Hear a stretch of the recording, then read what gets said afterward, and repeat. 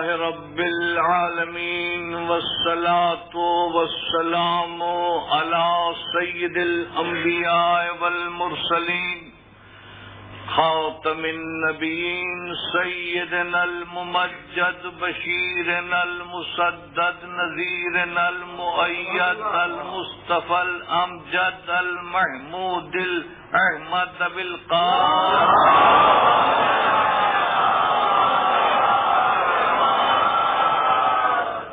وأهل بيته الطيبين الطاهرين المعصومين أما بعد فقد قال سبحانه وتعالى في كتابه المحكم وخطابه المتقن وقوله أحسن بسم الله الرحمن الرحيم فمن حاجك فيه من بعد ما جاءك من العلم فقل تعالوا ندعو أبناءنا وأبناءكم ونساءنا ونساءكم وأنفسنا وأنفسكم ثم نبتهل فنجعل لعنة الله على الكاذبين.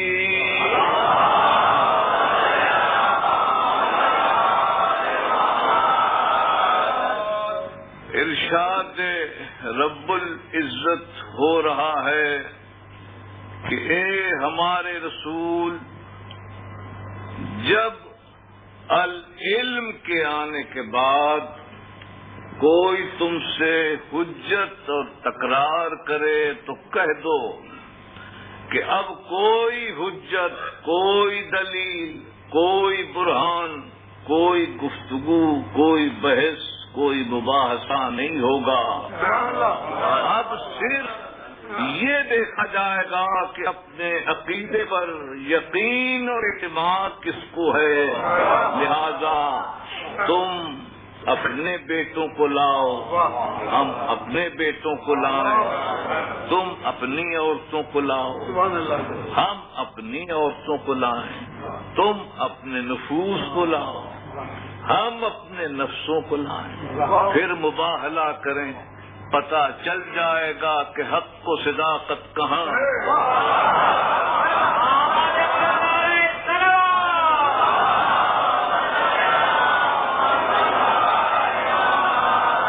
اس وقت تقریر جو ہے اس کا ارتکاز اور انحصار صرف اس پوری آیہ متبرکہ و شریفہ و واقعی ہدایہ میں لفظ العلم ہے. یعنی اس آیت میں قرآن نے بتایا ہے کہ قرآن کیا ہے، وہ العلم ہے، یعنی تمام علوم کو احاطہ کیے ہوئے ہیں، العلم ہے. تو موضوع اور نقطہ مرکزی کلام کا العلم ہے، یعنی قرآن ہے. اللہ نے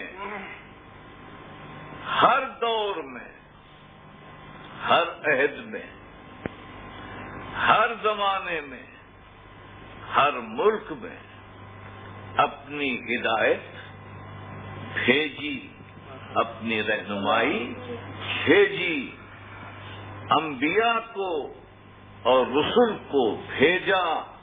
اس کے ساتھ ساتھ صحائف بھی اترے، کتابیں بھی آئیں. ان کے نام ہر دور میں مختلف رہے، ان کے اشکال متعدد رہے.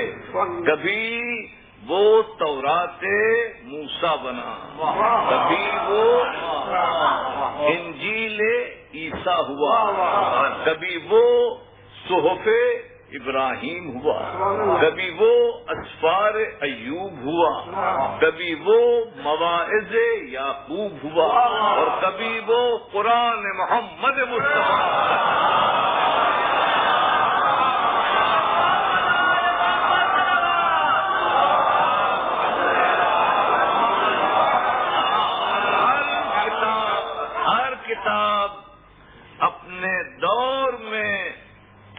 کامل تھی اپنے دور میں، کامل تھی اپنے عہد کے تقاضوں کو پورا کرتی تھی۔ ہر کتاب اپنے عہد کے تقاضوں کو پورا کرتی تھی، لیکن دوسری کتابوں میں اور قرآن حکیم میں فرق یہ ہے کہ اور کتابیں اپنے عہد کے لیے تھیں اور قرآن حکیم اپنے عہد سے لے کر قیامت تک کے لیے، قرآن حکیم اپنے عہد سے لے کر قیامت تک کے لیے رہنما ہے، اور قرآن کتابیں تکمیل طلب تھیں اور قرآن کامل و مکمل تھا، اور قرآن اور کتابیں جو تھیں وہ خود معجزہ نہ تھیں، لیکن قرآن بجائے خود معجزہ ہے، اور اس کے لیے تحدی ہے، یعنی چیلنج ہے کہ ان کنتم فی ریب مما نزلنا علی عبدنا فاتوا بسورۃ من مثلہ وادعوا شہداءکم من دون اللہ ان کنتم صادقین، کہ اگر تمہیں شک ہے جو ہم نے اپنے بندے خاص پر نازل کیا ہے اس قرآن میں، تو اس کی ایک سورت کا جواب لے آئے، ایک سورت کا جواب لے آؤ۔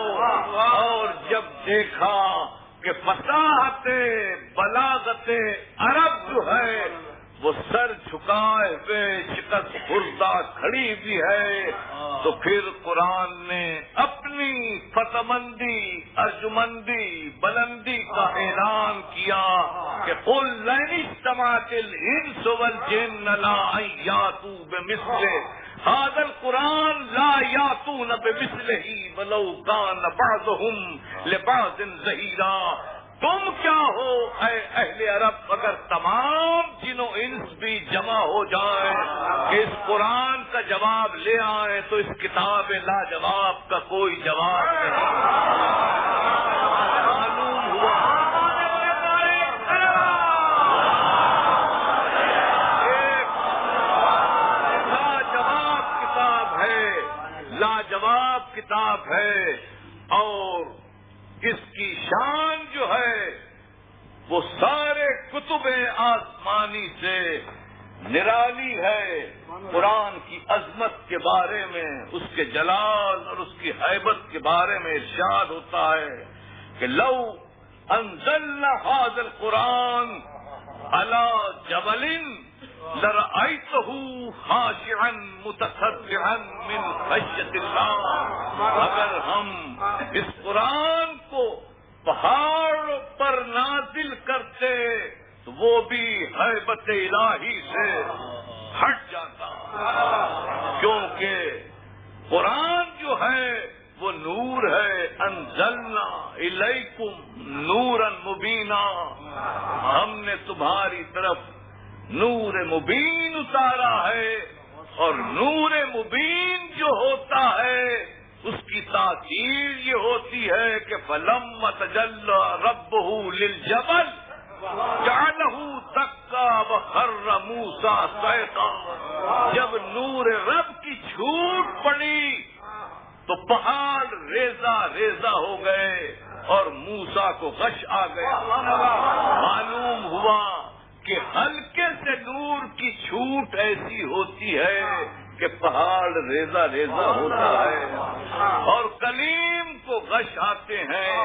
تو پھر قرآن جو مجسم نور ہے، رسول کی آنکھوں پر نہیں بلکہ دل پر، فَإِنَّهُ نَزَّلَهُ عَلَىٰ قَلْبِكَ، دل پر اترا، وَإِنَّكَ لَتُلَقَّى الْقُرْآنَ مِن لَّدُنْ حَكِيمٍ عَلِيمٍ، اور یہ قرآن جو ہے براہ راست خدا حکیم و علیم کی طرف سے تمہارے قلب پر اتر رہا ہے۔ لیکن قرآن نور مجسم تھا، میرے رسول کے قلب پر اترا، نہ اس کے ہوش میں فرق آیا۔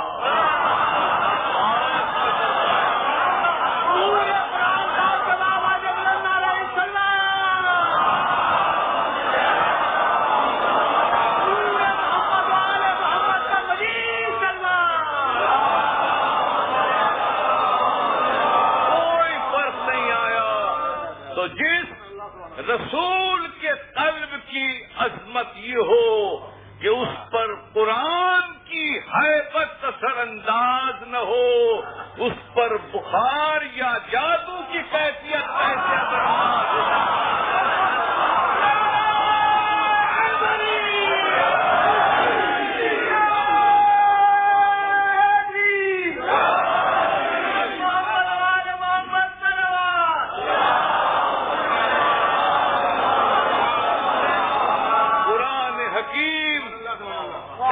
کتاب عظیم ہے اور علم کا سر چشمہ ہے، علم کا سر چشمہ ہے۔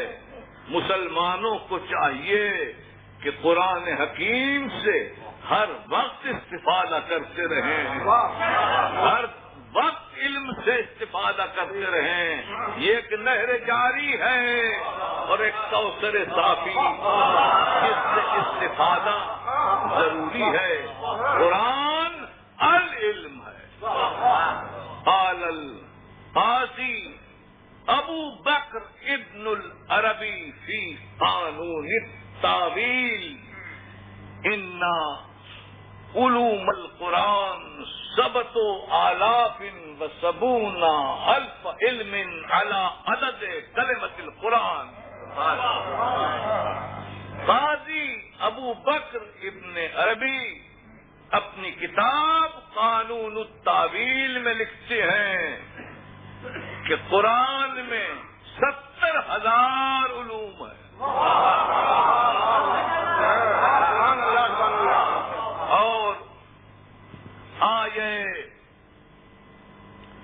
ذر العشق سے 800 احکام نکلتے ہیں اور صرف لفظ الحمد میں 3,435 احتمالات ہیں۔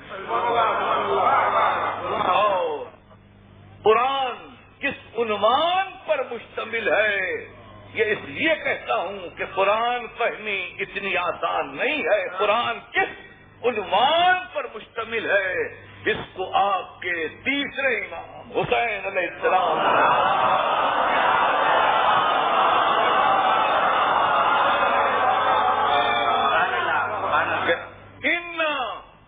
ان القرآن لا اربعۃ اشیاء علی العبارۃ علی الاشارۃ علی اللطائف علی الحقائق۔ قرآن 4 چیزوں پر مبنی ہے، عبارت پر، اشارت پر، لطائف پر، حقائق پر۔ پھر فرماتے ہیں فل عبارت للعوام، عبارت عوام کے لیے، بل اشارت للخواص، اور اشارے خواص کے لیے، بل لطائف للاولیاء، اور لطائف اولیاء کے لیے ہے، بل حقائق للانبیاء، حقائق انبیاء کے لیے ہے۔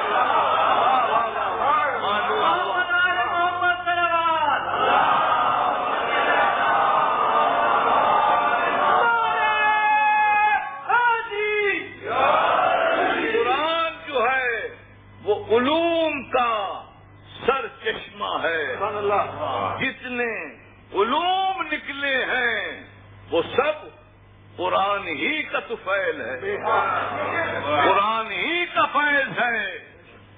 سارے علوم کا احاطہ اس مختصر سے وقت میں مشکل نہیں، مشکل اور بہت مشکل ہے، لہذا اشارے کرتا ہوا چلوں کہ قرآن علوم کا سرچشمہ ہے اور جتنے علوم ہیں وہ قرآن سے نکلے ہیں۔ آیے لو کان فیہما آلہۃ الا اللہ لفسدتا سے علم کلام نکلا، اور آیے لعلم الذین یستنبطونہ منہم سے علم اصول الفقہ نکلا، اور آیے اقیموا الصلاۃ وآتوا الزکاۃ سے علم الفقہ نکلا، اور آیے وذکرہم بایام اللہ سے علم تاریخ نکلا، اور آیے فاقصص القصص لعلہم یتفکرون سے علم حکایات نکلا، اور آیے قل ہی مواقیت للناس والحج سے علم الاوقات نکلا، اور آیے ان کل شیء خلقناہ بقدر سے علم مقادیر نکلا، اور آیے شراب مختلف الوانہ فیہ شفاء للناس سے علم الادویہ نکلا، اور آیے ابرہ الاکمہ والابرص سے علم طبابت نکلا، اور آیے یا حامان ابن لی سرحن سے علم عمارت نکلا، اور افرأیتم ما تحرثون سے علم زراعت نکلا، اور علم بالقلم سے علم کتابت، اور علمہ البیان سے علم خطابت نکلا۔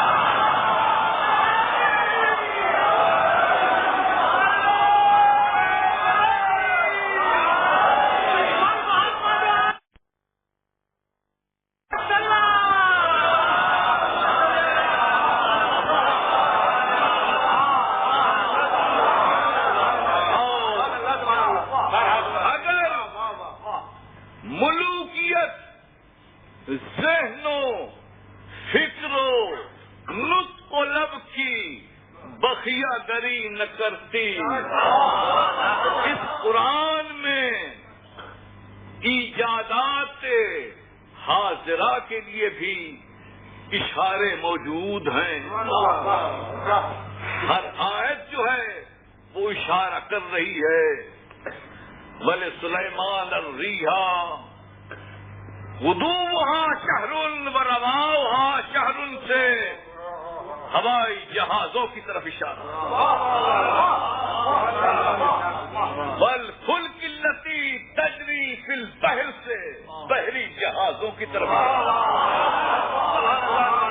والتقمه الحوت وهو ملیم سے آبدوزوں کی طرف اشارہ، وَأَذِّنْ فِي النَّاسِ بِالْحَجِّ سے ریڈیو کی طرف اشارہ، وَإِن مِّن شَيْءٍ إِلَّا يُسَبِّحُ بِحَمْدِهِ وَلَٰكِن لَّا تَفْقَهُونَ تَسْبِيحَهُمْ سے ٹیپ ریکارڈر کی طرف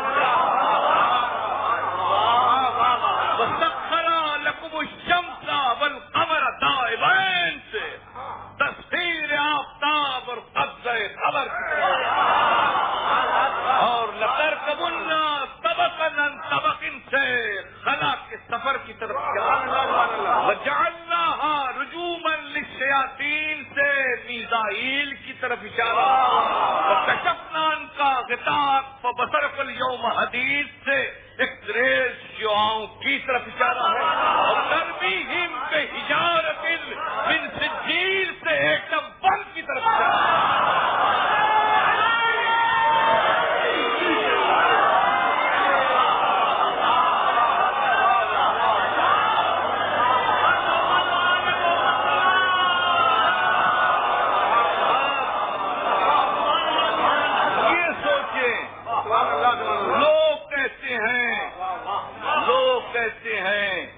کہ علماء اسلام کی یہ پرانی عادت ہے کہ جب کوئی شے مغرب ایجاد کرتا ہے تو کہتے ہیں کہ یہ ہمارے یہاں بھی ہے، یہ پرانی عادت ہے۔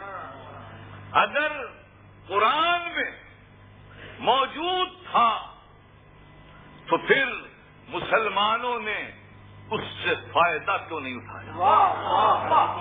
تو میں ایک ہی بات کہتا ہوں کہ اس میں مسلمانوں کا قصور نہیں، دماغوں کا قصور نہیں، ذہانت کا قصور نہیں، افکار کا قصور نہیں، بلکہ بات یہ تھی کہ ملوکیت نے ذہنوں پر اس طرح سے تسلط جمایا تھا کہ افکار کو پرے پرواز نہیں ملتے تھے، دماغ کو روشنی نہیں ملتی تھی، بصیرت کو منزل نہیں ملتی تھی، فکر کو آشیانہ نہیں ملتا تھا، اور اس طلسم قدع حیرت میں ذہن انسانی کو کارخانہ نہیں ملتا۔ اس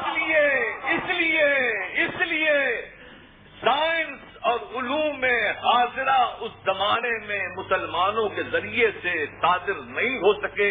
اگر ان کو آزادی ملتی تو آپ دیکھتے کہ وہ قرآن حکیم کو اپنا رہنما بنا کر سائنس کی منزل میں سب سے آگے ہو جاتے۔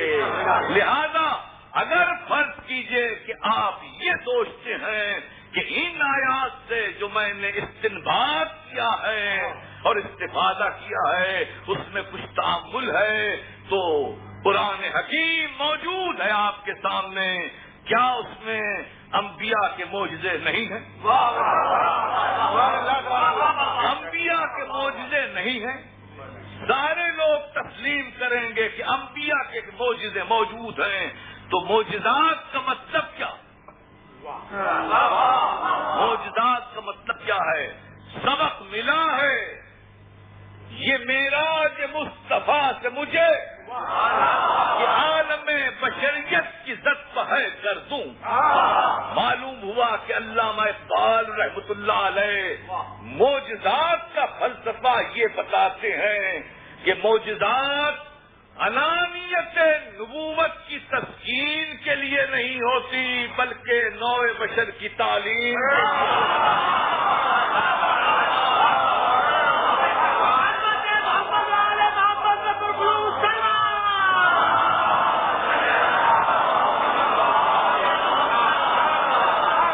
تو قرآن میں جو معجزات ذکر ہوئے ہیں اس کا مطلب یہ ہے، اشارہ یہ ہے کہ دیکھو ان معجزوں سے درس لو، سبق لو، اور اس اشارے کو سمجھو۔ ٹھیک ہے کہ انبیاء یہی کام مسبب الاسباب کے ذریعے سے کرتے ہیں، تم یہ کام اسباب کے ذریعے سے، اگر روشنی ہم دکھاتے ہیں، اشارہ ہم کرتے ہیں، سمجھنا تمہارا کام ہے۔ لہذا یہ نہ سوچئے کہ قرآن میں اشارے نہیں ہیں، وضاحتیں نہیں موجود ہیں، اور آج بھی ہم سائنس کو جے ڈنج کر سکتے ہیں کہ جہاں پر قرآن حکیم نے معجزات انبیاء بتائے ہیں، سائنس 1403 ہجری میں قدم رکھنے کے باوجود وہاں تک نہیں پہنچ سکتی۔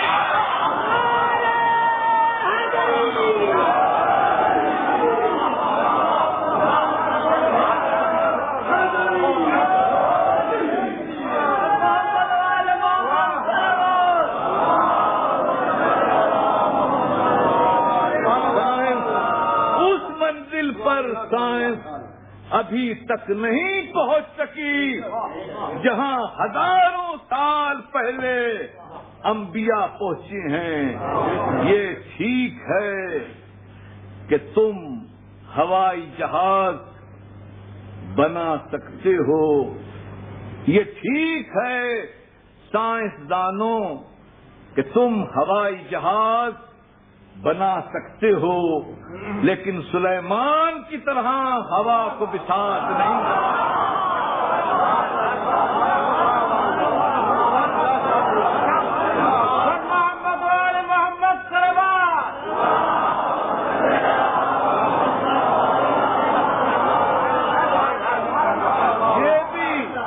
یہ بھی ٹھیک ہے کہ تم بحری جہاز بنا سکتے ہو، لیکن نوح کی طرح نہ ڈوبنے والا سفینہ نجات نہیں بنا۔ اور یہ بھی ٹھیک ہے کہ تم فائر پروف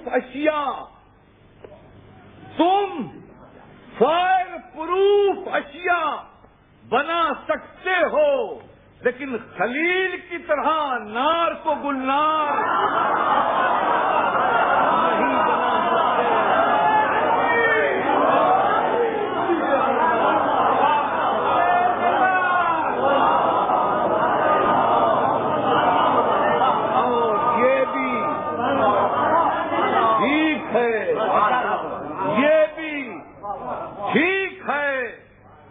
کہ تم اپنے انجیکشن کے ذریعے تھوڑی دیر کے لیے جاتے ہوئے قافلہ حیات کو روک سکتے ہو، لیکن عیسیٰ کی طرح صدیوں کے مردے زندہ نہیں۔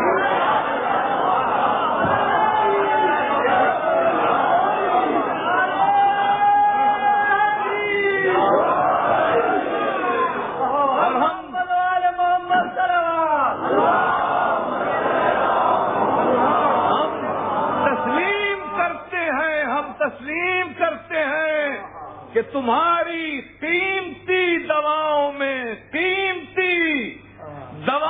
میں شفا ہے، لیکن تم مٹی کو کھا کے شفا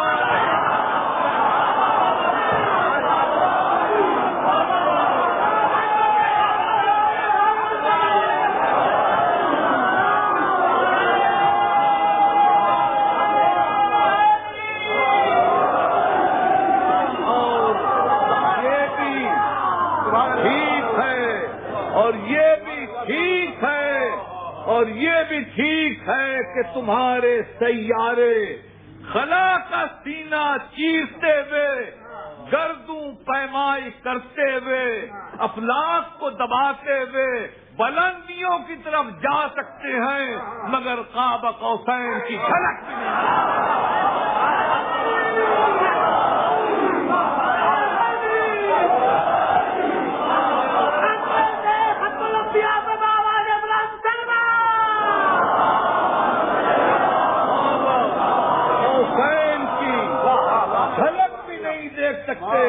اور یہ ٹھیک ہے کہ تمہارے خلائی جہاز چاند پر جا سکتے ہیں، مگر چاند کو شک نہیں کر سکتے، سورج کی کرنوں کو اسیر کر سکتے ہیں، ڈوبتے ہوئے سورج کو مغرب سے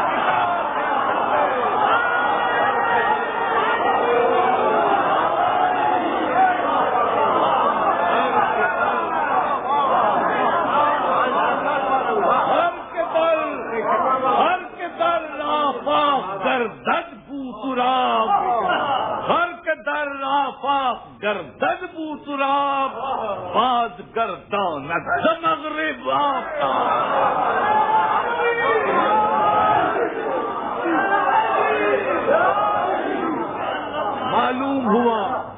معلوم ہوا کہ قرآن حکیم کس منزل پر ہے، کس مقام پر ہے۔ تھوڑی دیر کے لیے مجھے اجازت ملے کہ میں اپنی تقریر کروں، پاکستان کے عظیم طلباء کی طرف کروں۔ میں یہ کہتا ہوں کہ اے میرے دل کے ٹکڑوں اور اے مستقبل پاکستان کے شہپاروں، دیکھو تمہیں اپنی ساری توجہ علم کی طرف، فکر کی طرف، حقائق کی طرف ہونا چاہیے، کیونکہ تمہارے پاس العلم ہے۔ صرف العلم نہیں بلکہ علم کا شہر بھی ہے، علم کا در بھی ہے، لہذا تمہاری توجہ علم کی طرف ہونا چاہیے۔ اپنے توجہات کو دائیں بائیں ادھر ادھر مبذول نہ کرو، بلکہ ساری توجہ تمہاری حصول علم کی طرف ہو، لیاقت ابھرے، جوہر نکھرے، دماغ کی توانائیاں آگے بڑھیں۔ سمجھ لو کہ یہ دنیا ایک بہت زہریلا سمندر ہے، اس میں نہنگ ہیں، اس میں اژدہے ہیں۔ جب تک تم پیراک نہ بنو گے، تیراک نہ بنو گے، سمندر کی موجوں سے کیسے کھیلو گے، ان درندوں سے کیسے مقابلہ کرو گے؟ لہذا پہلے علم پر توجہ کرو، پھر یہ پوری کائنات تمہارے لیے ہے۔ تم چاہے سفیر بنو، چاہے وزیر بنو، چاہے ادیب بنو، چاہے خطیب بنو، چاہے انجینئر بنو، چاہے ڈاکٹر بنو، لیکن اس وقت پوری توجہ تم علم کے لیے، صرف علم کے لیے اور صرف علم کے لیے۔